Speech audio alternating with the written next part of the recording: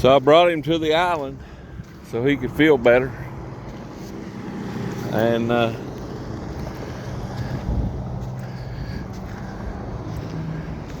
now he's looking for shells.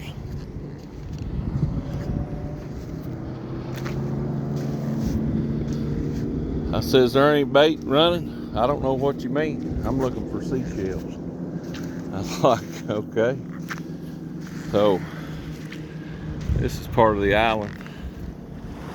There's like a tide and stuff comes up back in there.